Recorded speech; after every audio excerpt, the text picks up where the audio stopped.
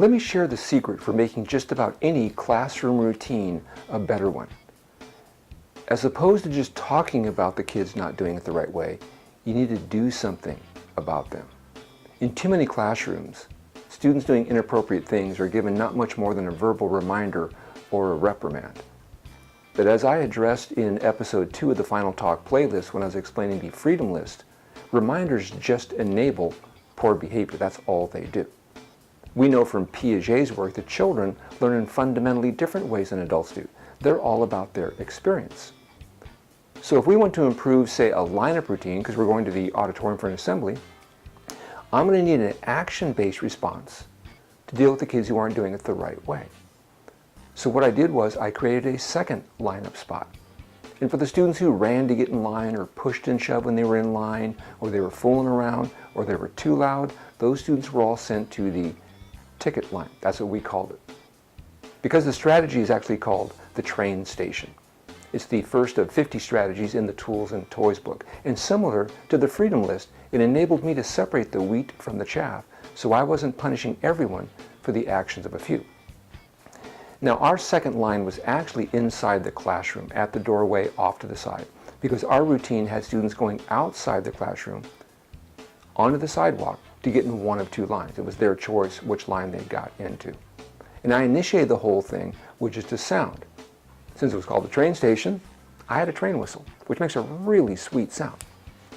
So I'd blow the train whistle, and when they heard that sound, they all knew to stand up, slide your chair under, get on board the train. Now what I'm doing is just observing the group to see how they're doing. And I see two boys who are pushing past other students. I call them back. No reminders. Action. Boys, come here please. Gentlemen, come over here please. No, when you push, then you're in the ticket line. And they went to stand by the doorway off to the side so other kids could still pass by and get outside. Once everyone was outside, I stepped to the doorway and scanned the group. For some reason, Michael's got his hands all over the kid in front of him, so I'm going to call him out of line. Michael, come here please.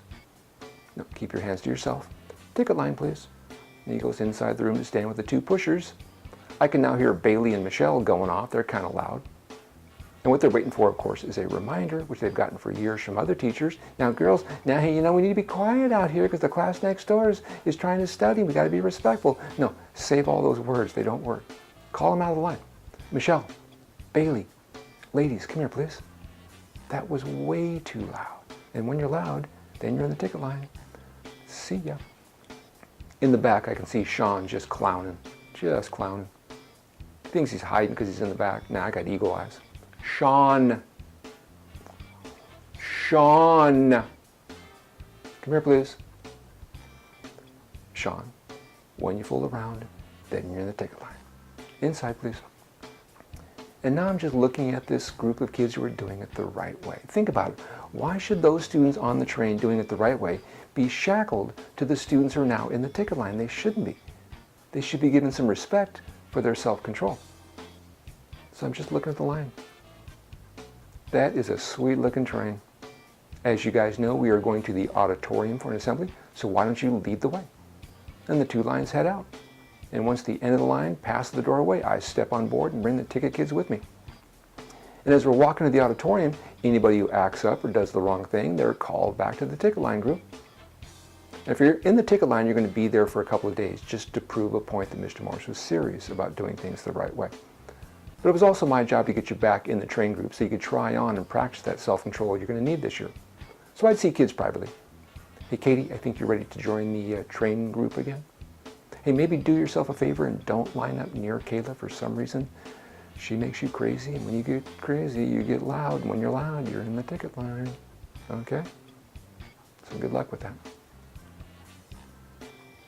Here's what they figured out. Bottom line, took them a couple weeks to figure this out. Line it the right way, you're good to go.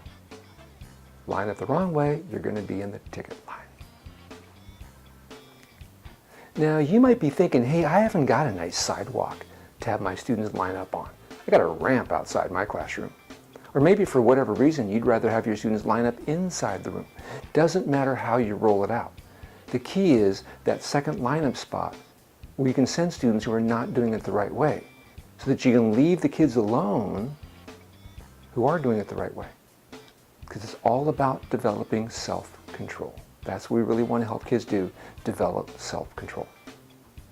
Hey, thanks for watching.